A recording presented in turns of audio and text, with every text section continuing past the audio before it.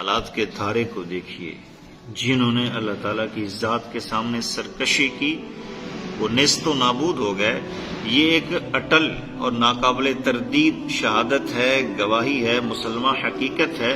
آپ نمرود کو دیکھ لیں، اپنے وقت کا بہت بڑا بادشاہ تھا، ساری رعایا اس کی فرما بردار تھی، ملک کی ساری دولت اس کے قبضہ میں تھی، اس کے شاہی خزانے سونے چاندی دیگر نوادرات سے بھرے ہوئے تھے، فوج بھی بادشاہ کے ساتھ وفا کے جذبے سے سرشار تھی۔ یہی حال فرعون کا تھا۔ ان دونوں میں دنیاوی اعتبار سے کسی چیز کی کمی نہیں تھی، اگر کمی تھی تو بھلائی کی کمی تھی، فوزن عظیمہ کی کمی تھی۔ ان کو رب کی معرفت نصیب نہ ہوئی۔ ایک مطلق العنان بادشاہ تھا، فرما روا تھا، اس کو حقیر مچھر نے ہلاک کر دیا، تباہ برباد کر دیا۔ دوسرا بادشاہ فرعون نامی، اس کو سمندر کی موجوں نے خس و خاشاک کی طرح بہا کے دنیا کے لیے عبرت کا نشانہ بنا دیا۔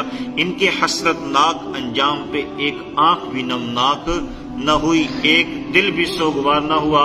وما بکت علیہم السماء والارض، ان بدبختوں کی تباہی بربادی پر چشم فلک سے کوئی آنسو نہ ٹپکا، اور نہ ہی زمین کی آنکھیں اشکبار ہوئیں۔ خس کم جہاں پاک قوم نوح کو دیکھیے، جب طوفان کی بفری موجوں نے گھیرا وہ سب کے سب غرق ہو گئے۔ تو ان ظالموں کی بربادی پہ کائنات نے حمد باری تعالیٰ کے گیت گائے۔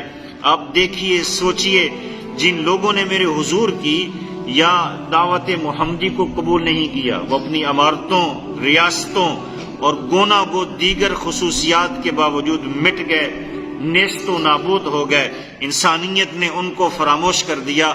جن کی کچھ باقیات بھی یا کچھ یاد بھی باقی نہیں ہے، ان کا نام بھی گالی کے طور پہ لیا جاتا ہے۔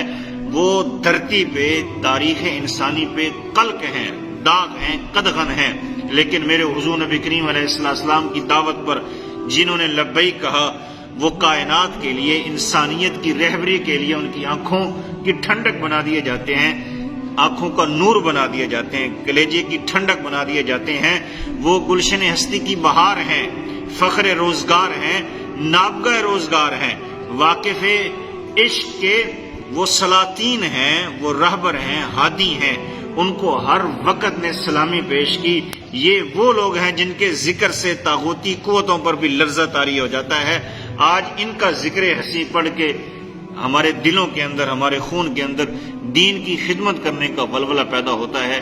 یہ وہی لوگ ہیں جن کو قدرت نے دوسروں کی فلاح اور ہدایت کے لیے چنا تھا، اور فرعون، نمرود، قوم نوح، قوم عاد، قوم ثمود کے وہ لوگ ہیں جن کو دولت کی پذیرائی چاہیے تھی، جن کو دولت کی پذیرائی ملی، جن کو مال ملا، اسباب ملا، وہ لٹ گئے، ان کے پیروکار بھی لٹ گئے۔